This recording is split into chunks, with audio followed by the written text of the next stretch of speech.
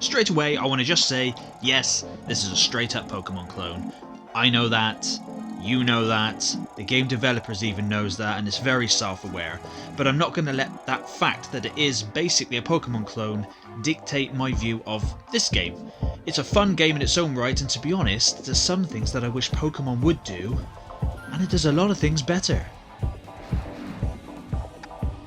After leaving the orphanage where you grow up and selecting your first starting Nexomon, one of 9 I might add, which definitely beats out the original 3 that you could choose in previous games I will not mention again, you and your cat friend Coco, because, you know, reasons, head out to join the Trainers Guild to help save the world from tyrant Nexomon that are ravaging the land.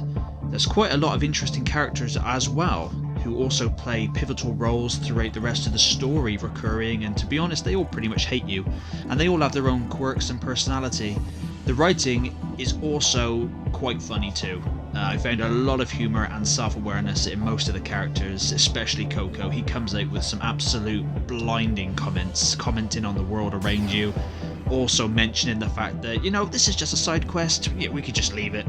And it makes a good change from the usual RPG seriousness, because this game does not take itself too seriously, and that is a pivotal point. There's a secret organisation after your character, because you have an item descended from your parents that will enable you to help find a good tyrant. That's all I'll tell you about the story. It's pretty standard RPG fare, but to be honest, because of the humour and the writing and all the different things you get to do, it goes along at a steady pace. For all intents and purposes, this game plays much like old school RPGs from yesteryear, especially the retro kind. The game looks great with its very colourful art style, where all the animations are they're very animated, to be honest, considering its very 2D style effect. Besides following the main story missions, you can also undertake side quests for people, ranging from delivering supplies, finding lost children, picking up rubbish, and deleting the browser history of a ghost. Yep, that's right. Deleting porn from a ghost's computer. Not the weirdest thing I've done all day, but, you know, there you go. There are also 381 Nexomon to find, catch, battle and train when you're not helping out dead pervs. There are no gyms to do, but instead you take on quests from your guild following in the main story. It does tell you at several points you do not have to continue with the story. There are side quests to do. You can advance in rank. You start off as bronze, you go through silver and gold, unlocking new features and items in shops along the way, as well as gaining respect from people the higher up the guild ranking you go. You can also mine several different elemental shards from colourful rocks that can be used as crafting materials or sold. There are 11 different elemental Nexomon types, which are used in the same, rock, paper, scissors fashion as, the other game. Fire beats grass, grass beats water, water beats fire, etc. The battles are again turn-based RPG, with your Nexomon being able to use one of 4 moves. The Nexomon also doesn't have MP like in traditional RPGs. Instead, they have a stamina bar that, once it's completely depleted, you go to attack them, it says it's tired, but its stamina bar will start to gain in tens back up, so you can actually start attacking again. Of course, items can be used like elixirs, potions and revives in and out of battle to replenish your health and your stamina. And upon defeating the enemy, whether you're fighting in a battle against somebody or you're fighting wild Nexomon, your Nexomon gains XP to level up, and at certain levels most Nexomon evolve.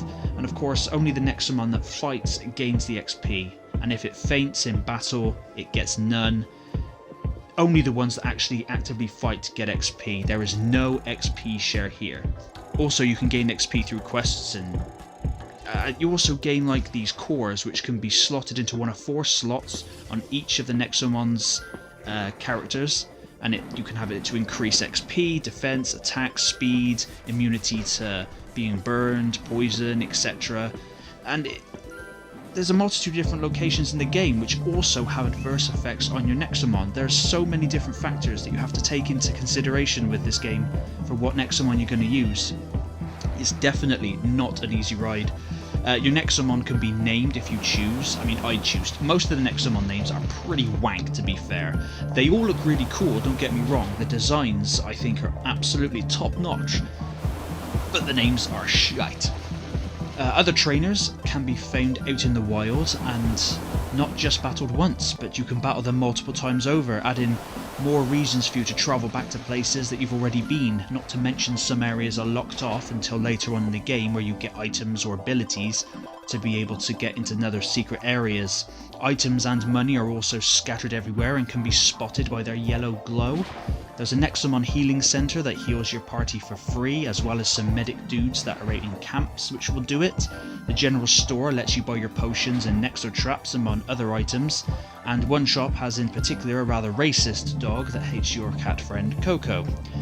The battling and catching of Nexomon in this game is actually a challenge. The game is a challenge, it's not a cakewalk. The grinding is required. Like I said, this game plays like an old school RPG. A lot of the tyrants are not easy to take down, and you will need to use its weakness and train that said Nexomon up to be able to bosh it. Once you've weakened wild Nexomon, you can also throw it some food to increase your chances of catching it. You can then attempt to catch it, and after throwing the traps, there's like a little mini game where you have to press the corresponding buttons to help increase your chances of capturing it. But again, it's not easy.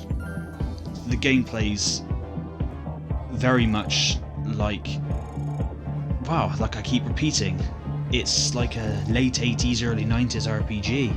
It will absolutely kick you in the nuts if you don't grind and work towards gaining strength, and therein I think lies its charm and its ability to keep you gripped. You want to get stronger, you want to become the best Nexomon trainer you can, because there are many dungeons and boss fights that unless you grind up some levels, you will get muffed in the tits. Trust me.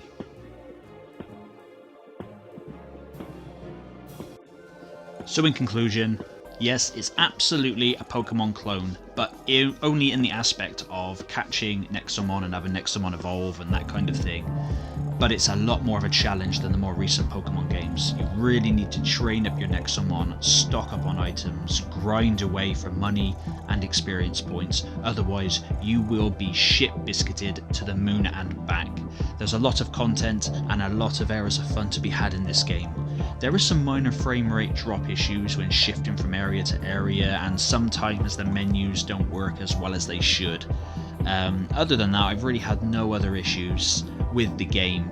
You can also have up to 3 save files, which again, you know, it gets run up on Pokemon there, so those siblings sharing one Switch or PS4 can rejoice in not worrying about their save file being fudged. It's currently on offer as of right now. It was released on the Friday just gone, so it's 10% off for PlayStation Plus members, I believe, on the old PS4. So it's well worth picking up, especially if you're a monster hunting fan. Nexomon Extinction gets an 8 out of 10. It's a fun game and a must for monster catching game fanatics like myself. And the fact that it's only around £15 here in the UK digitally means it's not going to break the bank.